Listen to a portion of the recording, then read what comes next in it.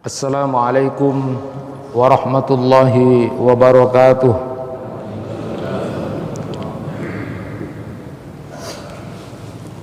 Alhamdulillahi rabbil alamin alladzi an'amana alaina bi ni'matil iman wal islam was sihah.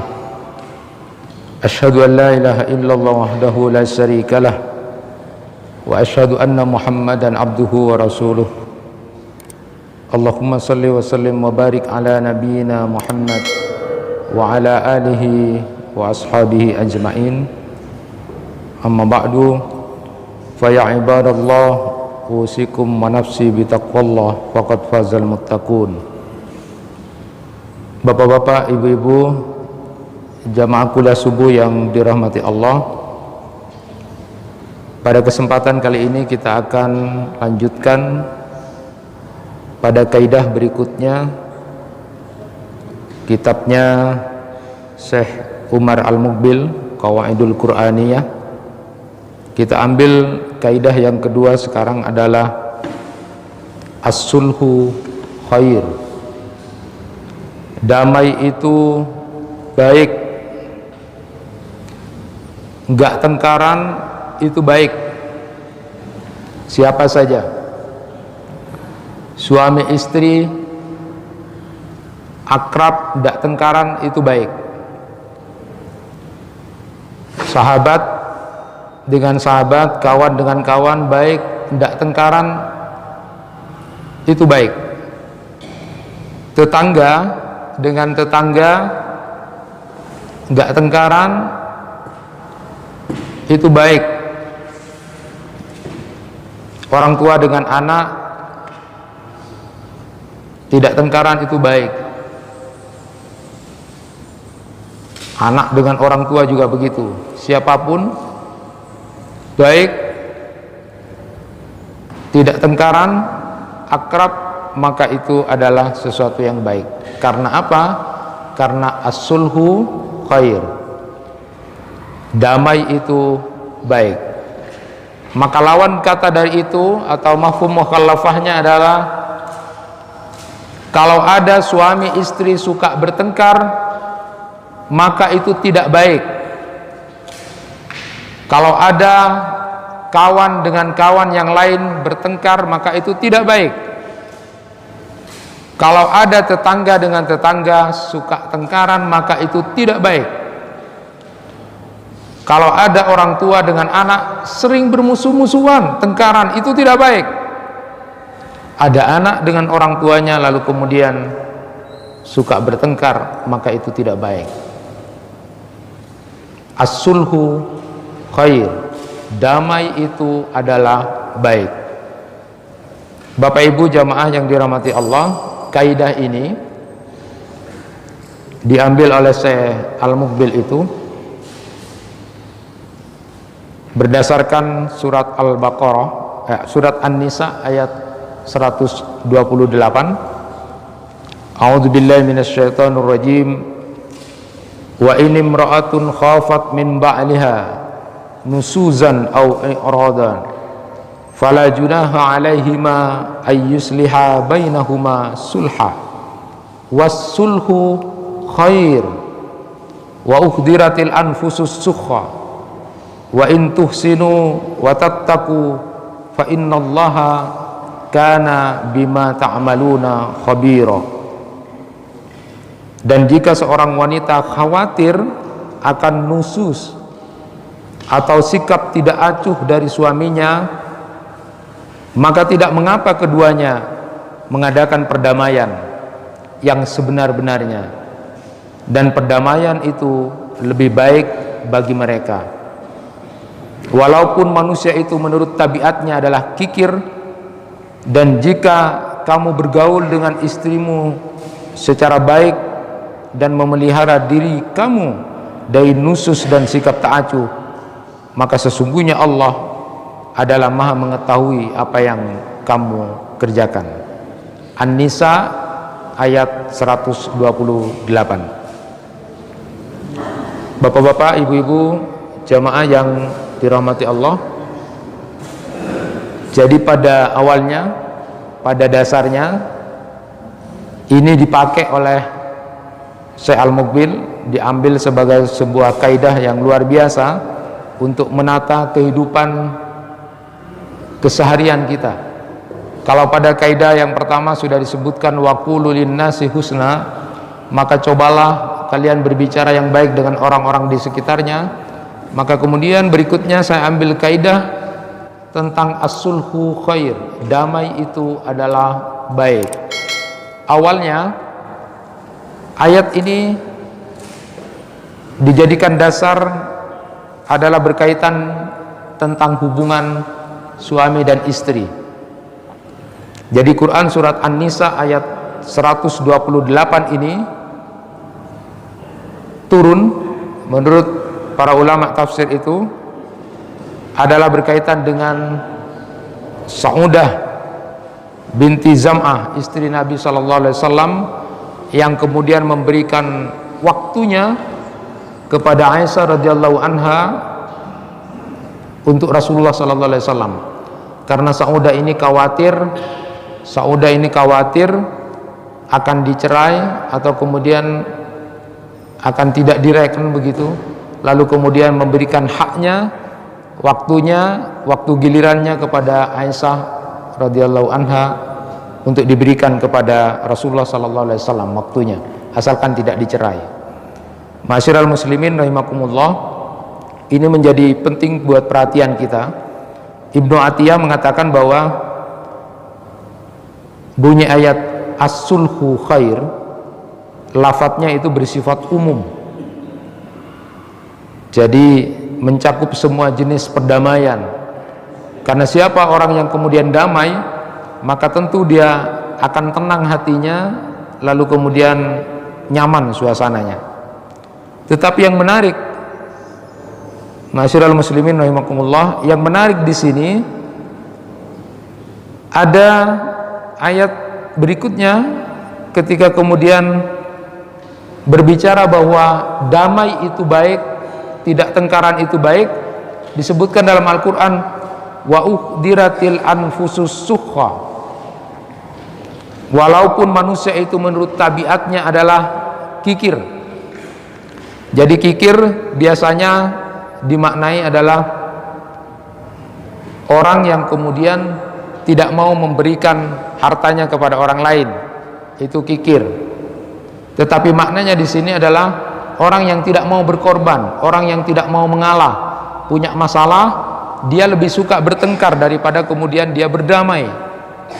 Nah, orang seperti ini tabiatnya memang adalah pada dasarnya manusia itu tidak mau korban, tidak mau mengalah, mau menangnya sendiri. Dalam hal ini adalah egois. Nah, menjadi menarik buat kita sekalian, ada hadis Rasulullah SAW. Rasulullah SAW bersabda, abgadur rijal ilallah al-aladul khasim.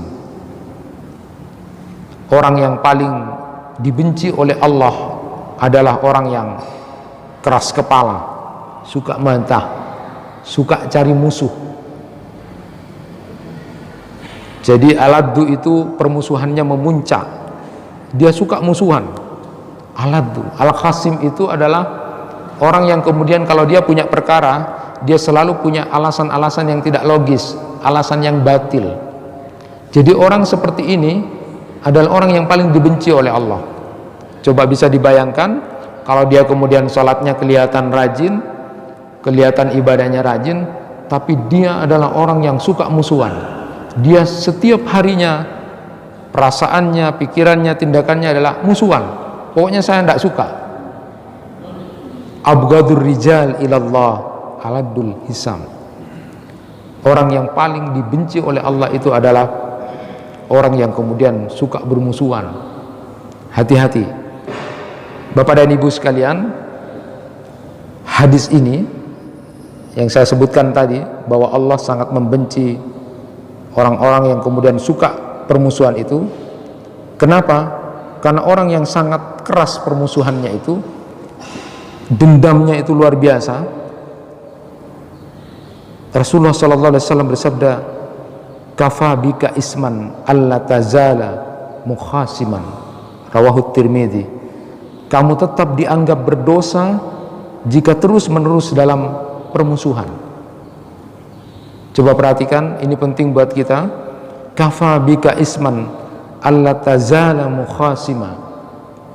Kamu tetap dianggap berdosa jika terus-menerus dalam permusuhan. Hadis riwayat Tirmizi.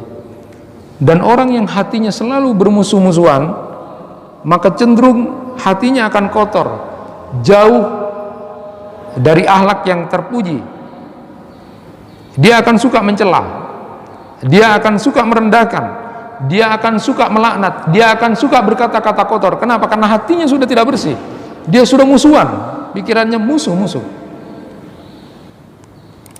Maka tentu bagi kita orang yang beriman, kalau sudah seperti ini maka bukan termasuk orang yang mukmin. Rasulullah sallallahu alaihi wasallam bersabda, "Laisal mu'min bit-ta'an walal la'an walal fahis walal badhi."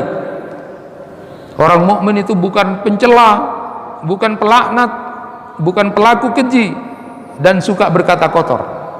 Maka tentu itu akan dilakukan oleh orang yang hatinya sudah musuhan banget. Setiap hari dendam, setiap hari musuhan terus. Ini berbahaya, dan termasuk orang yang paling dibenci oleh Allah adalah orang yang hatinya selalu ingin bermusuh-musuhan. Maka sulhu khair itu penting, damai itu baik. Sebaliknya, ketika kita tengkar, ketika kita suka bermusuh-musuhan, maka itu tidak baik.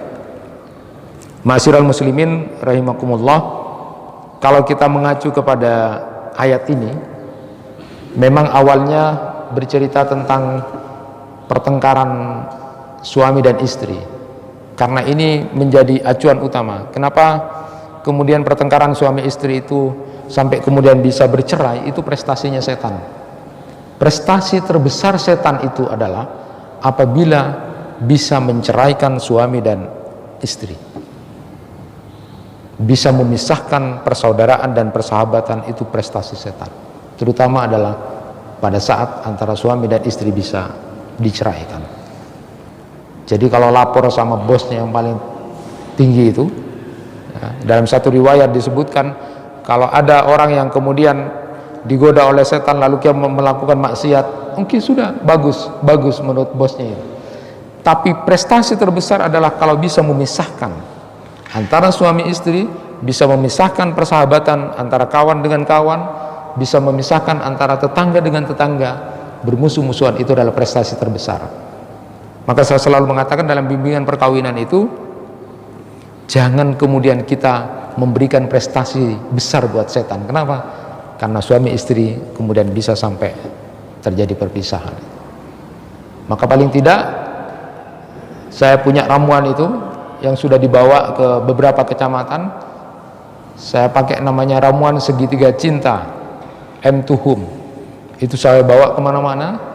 Saya coba dari hasil beberapa klien yang ada, saya sampaikan bahwa terjadinya perceraian antara suami dan istri itu disebabkan karena tidak kokohnya segitiga cintanya, dan tidak kokohnya dia membangun rumahnya menjadi M2Hum itu. Sedikit saya jelaskan apa yang dimaksud dengan segitiga cinta itu. Segitiga cinta yang pertama itu namanya adalah komitmen. Suami istri sudah lupa terhadap komitmennya. Apa isinya di komitmen itu? Pertama adalah misakon golido, perjanjian yang kokoh, perjanjian yang suci. Jadi Al-Quran cuma menyebut 3 kali saja dengan kalimat misakon golido itu.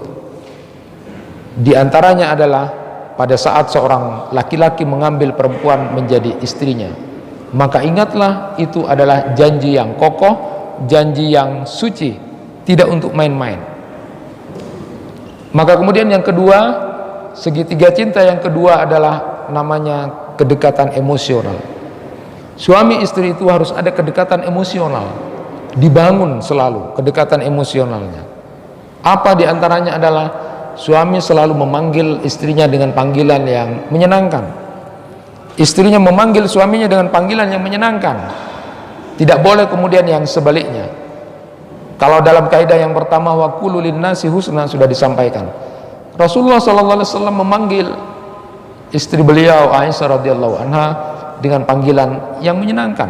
Panggil istrinya dengan ya Ais, ya Humairah.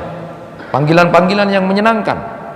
Kira-kira bapak kalau manggil istrinya, panggillah dengan panggilan-panggilan yang menyenangkan hatinya. Begitu sebaliknya, seorang istri yang baik memanggil suaminya dengan panggilan-panggilan yang menyenangkan, bukan panggilan-panggilan yang tidak menyenangkan. Kedekatan emosional dibangun. Yang kedua, Rasulullah seperti yang saya sampaikan kemarin, setiap datang dan pergi selalu mencium istrinya. Ini penting untuk kita jaga dan kita rawat. Rasulullah sallallahu alaihi wasallam berbanja di pangkuan istrinya. Itu yang dilakukan Rasulullah. Rasulullah berbanja ketika Aisyah dalam keadaan haid pun Rasulullah bersandar di pangkuannya lalu baca Al-Quran. Pernahkah kita lakukan itu? Kita bermanja pada waktu istri kita dalam keadaan haid pun Rasulullah kemudian baca Al-Quran di pangkuan Aisyah. Luar biasa. Rasulullah SAW suka jalan bareng, berolahraga bareng dengan Rasulullah SAW. Rasulullah senang memberikan hadiah. Begitu juga, itu namanya merawat cinta. Kedekatan emosional itu dibangun. Kemudian berikutnya adalah gairah. Gairah itu segitiga cinta itu adalah bagaimana kemudian dirawat pasangan suami istri ini menjadi bagus. Karena menurut penelitian bahwa perceraian itu, gugat cerai atau kemudian di pengadilan agama itu 28% awal dimulainya perceraian itu adalah urusan ranjang. Oleh karena itu ditata. Maka saya sebut secara mendalam itu namanya segitiga cinta. Emtuhum itu maknanya adalah jadikan rumah kita itu seperti masjid dan madrasah. Masjid artinya jangan jadikan rumah seperti kuburan. Harus ada bacaan-bacaan Quran setiap hari di rumah kita. Jangan cuma musik. Di rumah kita harus ada bacaan-bacaan Quran karena itu akan memberikan rahmat. Para malaikat akan datang. Di rumah kita juga dibangun salat-salat sunnah. Itu kalau mau bagus. Dan kemudian jadikan rumah seperti madrasah. Madrasah itu ada pendidikan. Ingat apa yang bapak sampaikan sama istri, cara ngomong bapak kepada istri, suami istri itu dilihat oleh anak-anak kita dan akan ditiru. Ada pendidikan di sana. Jangan sampai merendahkan, menyakiti dan sebagainya. Itu penting. Jadikan rumah kita seperti masjid dan seperti madrasah. Ingat, kalau itu dilakukan segitiga cinta dan emtuhum itu insya Allah kemudian suami istri kemudian akan damai, tidak akan selalu bertengkar. Karena kuncinya adalah as-sulhu khair. Damai itu baik. Bapak Ibu yang dirahmati Allah, saya akan sampaikan sekarang bagaimana kaidah ini, as-sulhu khair ini. Ya. Kaidah yang kedua yang kita pakai adalah as-sulhu khair.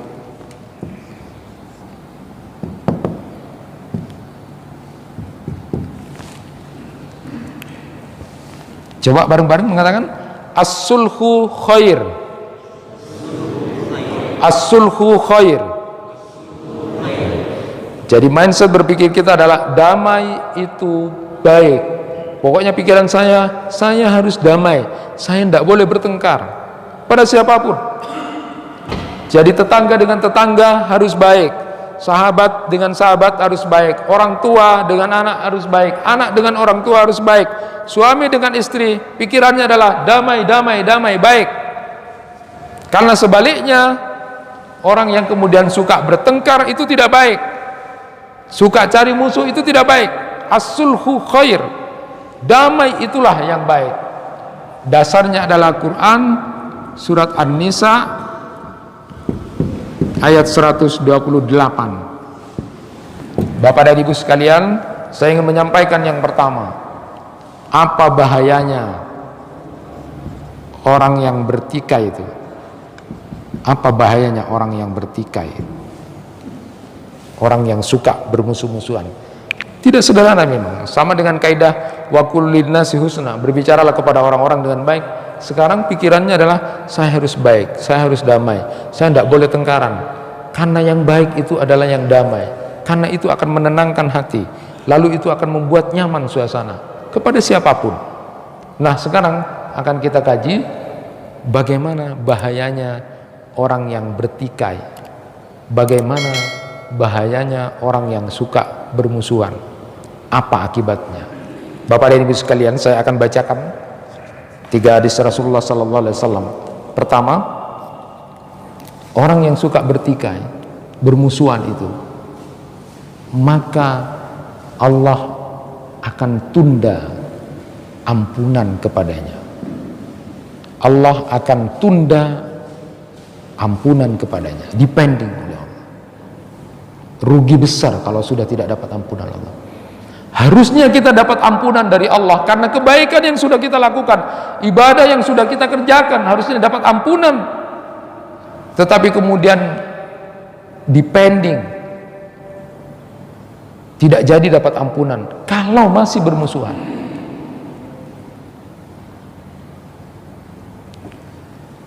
Qala Rasulullah sallallahu alaihi wasallam, tuftahu abwabul jannah kulla yaum isnain wa khamis, fayughfaru fi dhalikal yawmain likulli 'abdin la yusyriku billahi syai'a illa man bainahu wa baina akhihi syahna, fayuqal anziru hadzaini hatta yastaliha. Sampai 3 kali Rasulullah menyatakan anziru hadzaini hatta yastaliha, anziru hadzaini hatta yastaliha. Pintu-pintu surga itu dibuka tiap hari Senin dan Kamis. Dan di riwayat lain itu ada pelaporan Senin dan Kamis kepada Allah, maka sukalah kemudian dilaporkan dalam keadaan puasa. Nah, hadis ini menyatakan bahwa pintu-pintu surga itu dibuka hari Senin dan Kamis. Lalu Allah akan berikan ampunan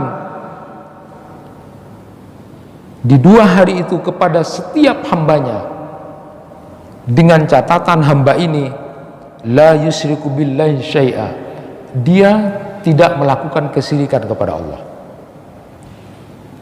akan diampuni dosanya oleh Allah Subhanahu wa taala. Luar biasa kasih sayang Allah kepada kita ini, akan diampuni. Tentu makna diampuni ini adalah karena dia mengerjakan sholat 5 waktu dengan baik, Jumat ke Jumatnya baik, Ramadan ke Ramadannya baik. Itu dalam hadis disebutkan as-salatul khamsu wal jum'ah ilal jum'ah wa Ramadan ila Ramadan mukaffirat bainahunna, ya, akan menjadi takfir. Jadi ketika kita sholat dengan baik akan diampuni dosa-dosanya, tetapi dengan catatan dia tidak melakukan kesyirikan kepada Allah. Paling tidak orang ini kemudian tidak pernah berdoa berharap selain kepada Allah. Orang ini tidak pernah menyembelih sesuatu bukan untuk Allah. Orang ini tidak pernah bernazar untuk selain Allah. Orang ini tidak pakai zimat. Orang ini tidak pernah terlibat dalam perdukunan dan paranormal. Orang ini tidak terlibat sihir. Orang ini tidak pernah bersumpah selain dengan nama Allah.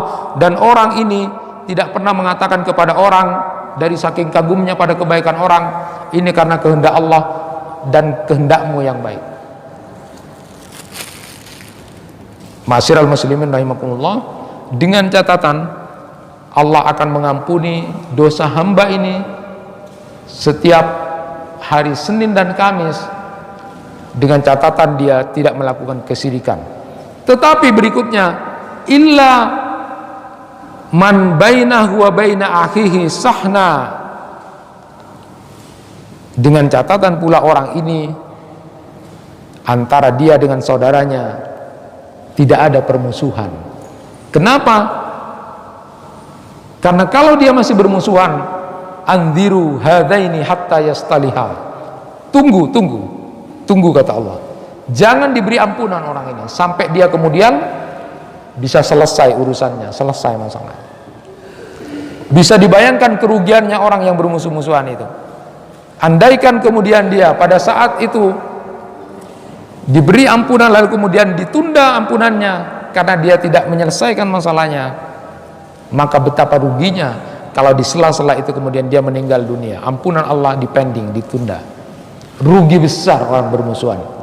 Oleh karena itu mulai sekarang pikirannya adalah jangan bermusuhan.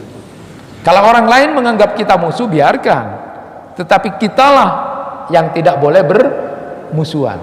Kalau orang lain yang menganggap, itu terserah, yang penting kita tidak melakukan permusuhan itu. Kenapa? Karena Allah akan menunda ampunan buat orang yang bermusuhan. Ma'asyiral muslimin rahimakumullah, saya ingin lanjutkan hadis Rasulullah sallallahu alaihi wasallam yang kedua. Yang kedua, orang yang bermusuhan itu menurut hadis riwayat Ibnu Abbas radhiyallahu anhu, dia tidak akan diterima sholatnya. Insya Allah. Orang yang masih bermusuhan tidak akan diterima sholat.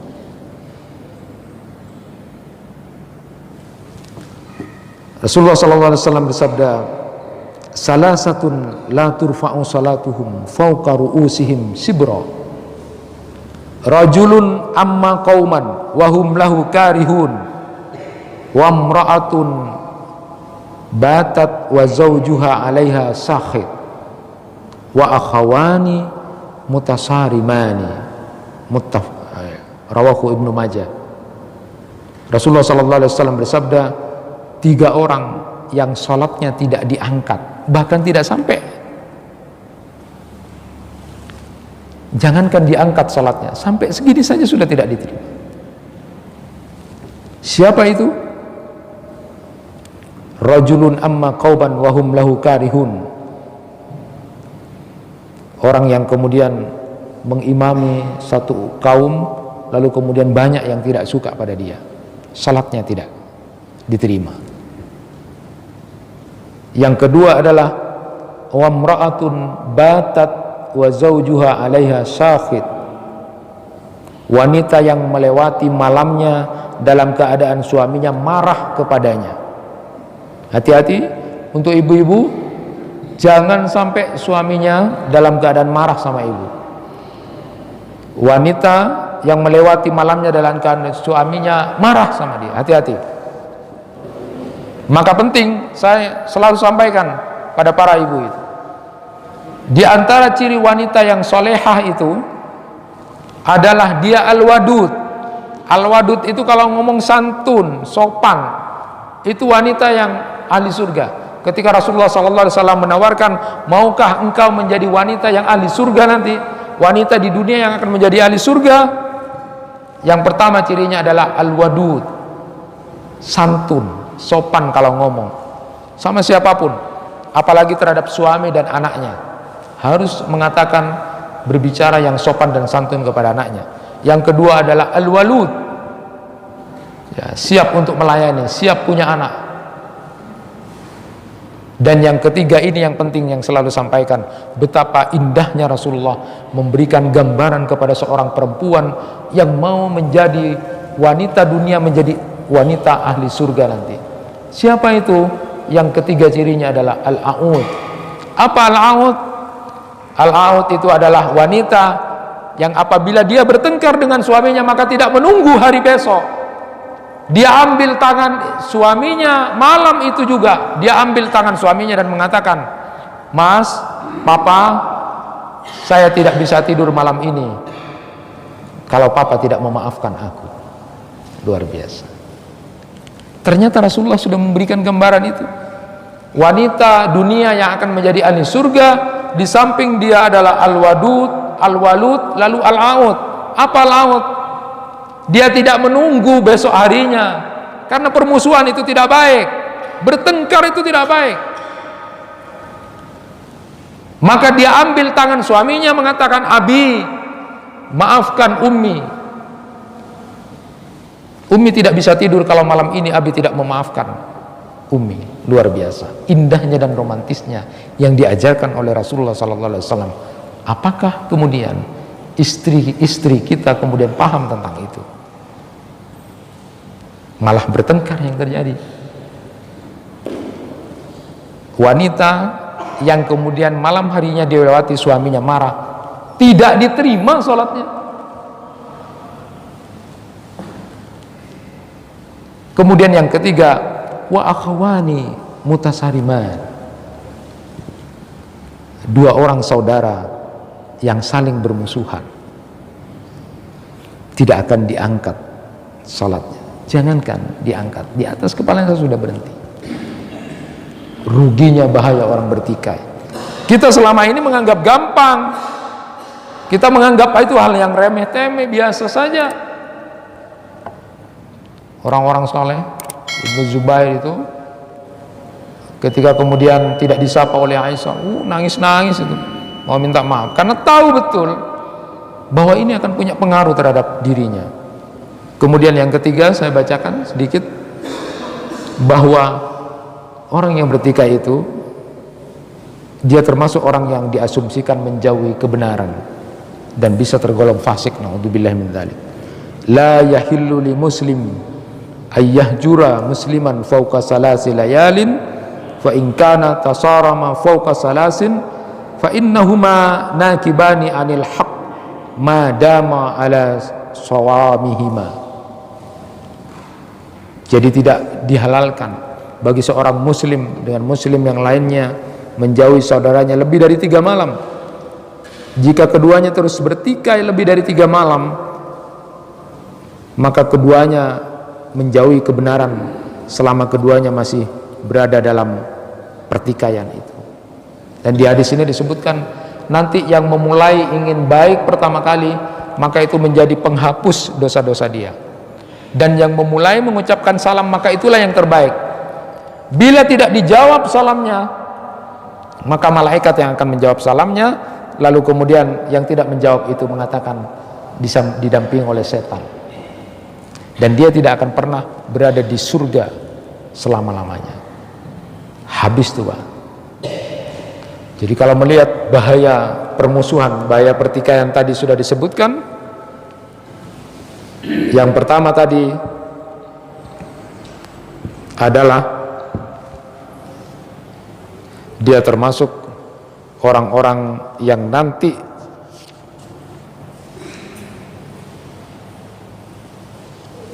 akan dipending, akan ditunda ampunannya. Naudzubillah.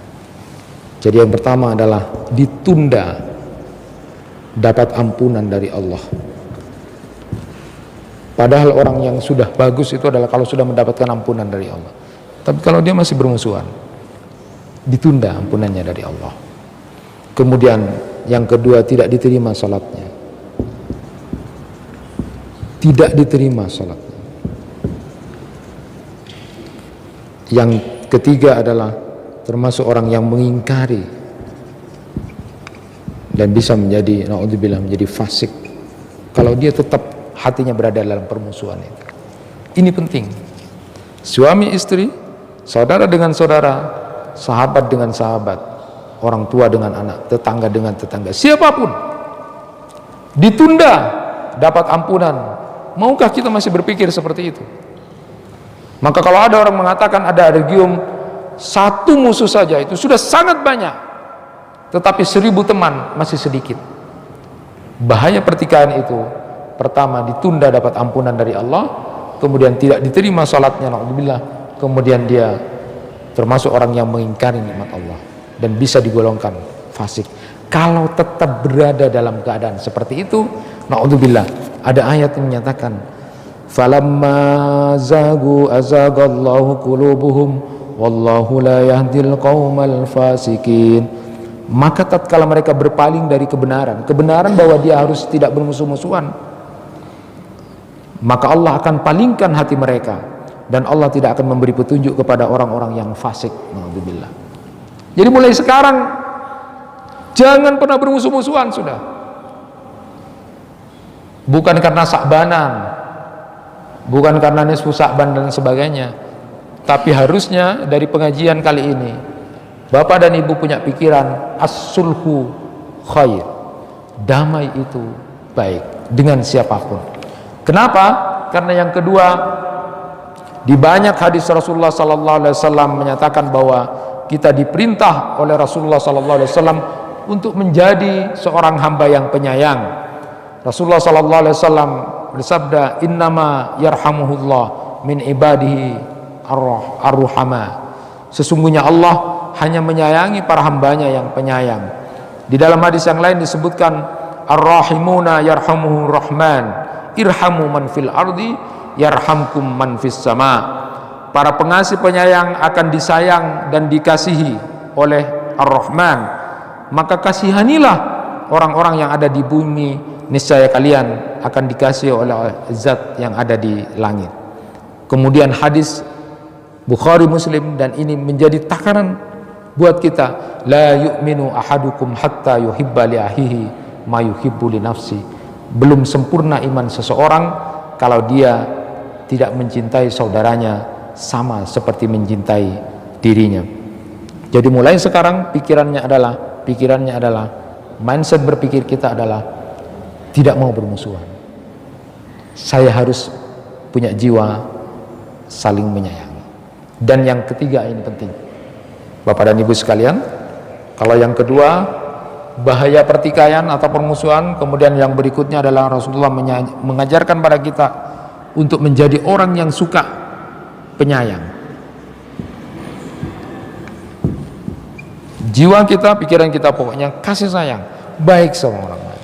Dan yang ketiga ini, yang terakhir kita bahas pada pertemuan pertama di kaidah as-sulhu khair ini adalah Rasulullah SAW merinci secara detail apa yang harus kita jauhi sebagai seorang muslim dan mukmin terhadap saudara-saudara kita. Pertama adalah Rasulullah menyatakan la tahasadu, la tahasadu, jangan kalian saling mendengki. Ini detail Rasulullah, karena kita disuruh untuk menjadi orang bersaudara yang baik. Jangan saling mendengki.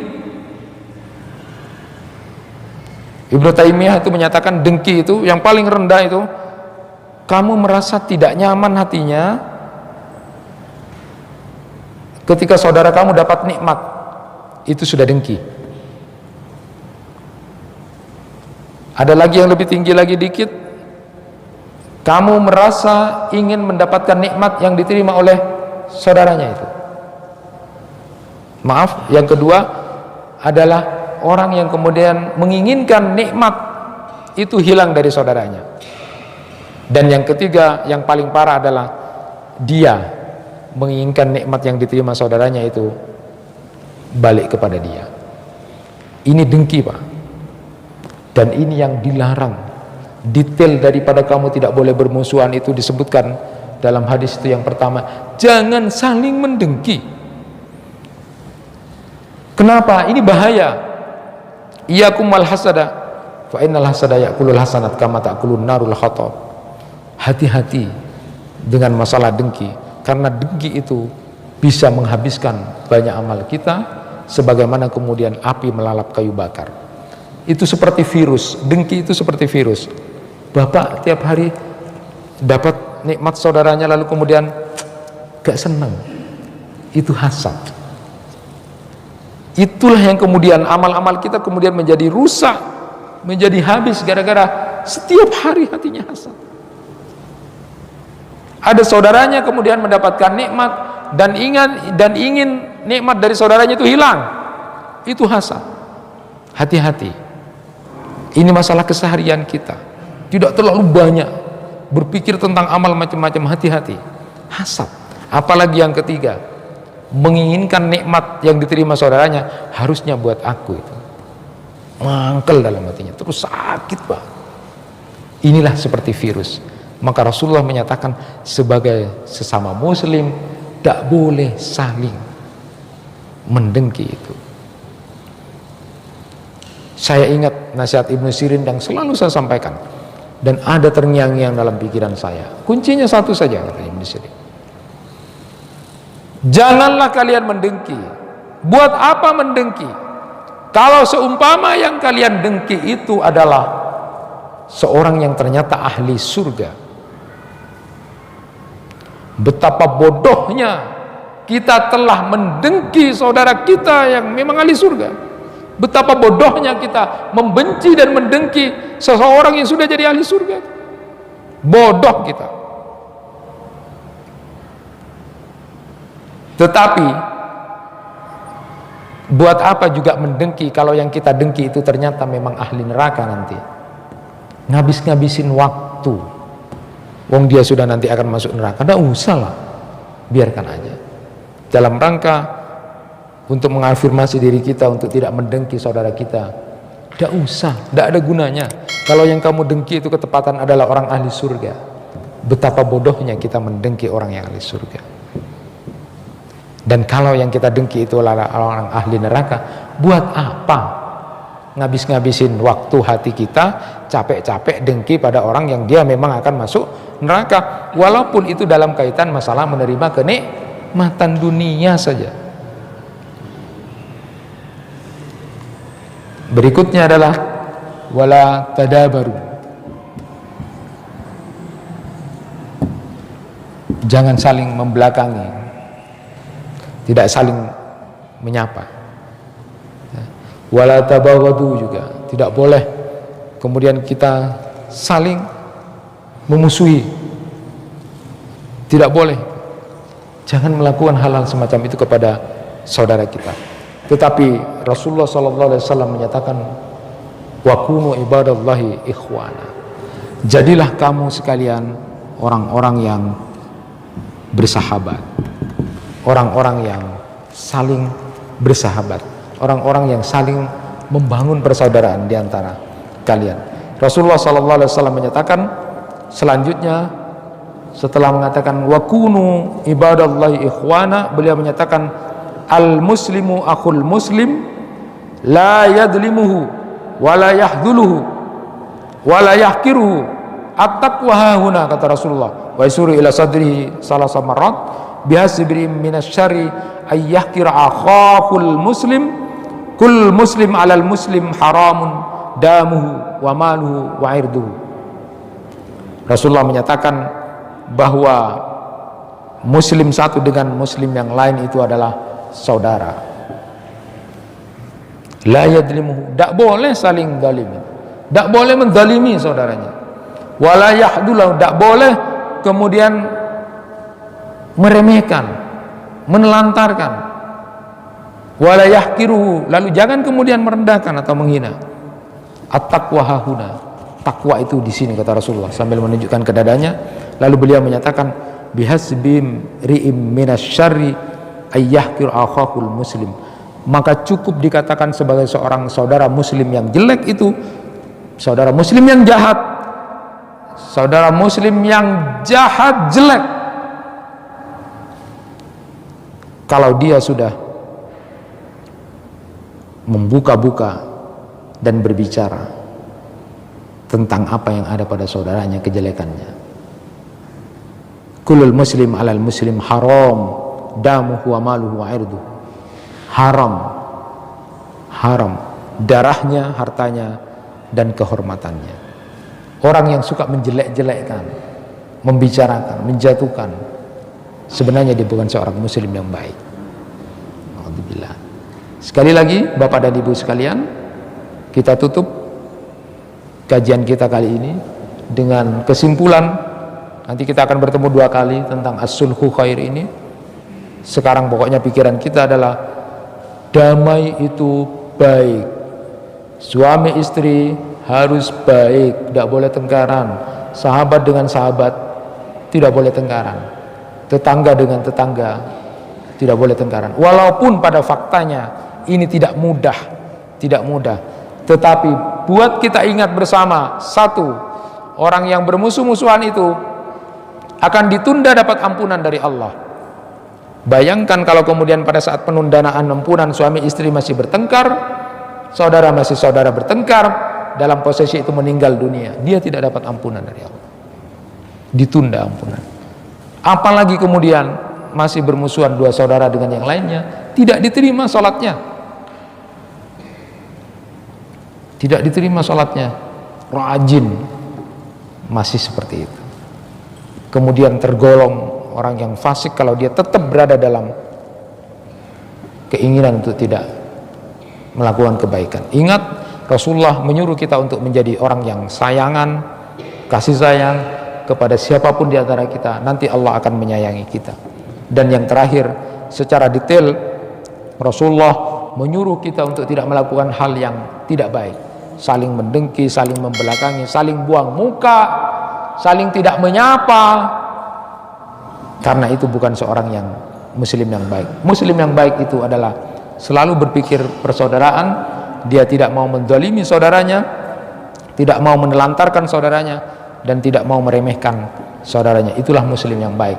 Karena orang-orang yang hatinya bersih inilah yang nanti akan bisa masuk surga, dan dia tunjukkan dengan tidak melakukan hal-hal yang tidak baik dengan saudaranya, karena pikirannya adalah as-sulhu khair. Sekedar tambahan penting buat bapak dan ibu, bolehkah mendiamkan? Ada konsep hajar namanya. Hajrun itu mendiamkan. Bolehkah kita mendiamkan seseorang? Maka ada yang boleh, ada yang tidak. Yang boleh mendiamkan seseorang itu yang pertama adalah hajrun atau cuek, mendiamkan seseorang. Pertama adalah untuk menghindari, menjauhi pelaku maksiat atau bid'ah. Kita cuek, kita menghindari, bukan benci sama orangnya, tetapi benci kepada perbuatannya. Warrujza fahjur, maka perbuatan dosa tinggalkanlah. Itu dalam Quran surat Al-Mudatsir. Jadi kita tidak membenci orangnya, tetapi kita meninggalkan. Kita cuek, kita meninggalkan. Yang kedua adalah hajar atau cuek dalam rangka untuk memberikan sanksi. Menyapa beberapa sahabat yang tidak ikut perang, kalau itu dalam keadaan takzir, itu masih dibolehkan karena untuk menegakkan hak-hak Allah. Tetapi yang kedua yang tidak dibolehkan adalah berkaitan dengan hak manusia atau hak seseorang. Maka hajar itu saling tidak menyapa, saling mendiamkan lebih dari 3 hari, itu tidak dibenarkan. Tetaplah pikiran kita adalah pikiran hati yang bersih, walaupun toh mungkin orang lain yang tidak mau, tidak ada masalah. Yang penting jangan kita yang bermusuhan dengan saudara kita. Kenapa? Karena sesuai dengan perintah Allah, as-sulhu khair, damai itu baik. Artinya yang suka bertengkar tidak baik. Itu yang bisa disampaikan, mudah-mudahan bermanfaat. Kurang lebihnya mohon maaf. Subhanakallahumma wa bihamdika asyhadu an la ilaha illa anta astaghfiruka wa atubu ilaik. Wassalamualaikum warahmatullahi wabarakatuh.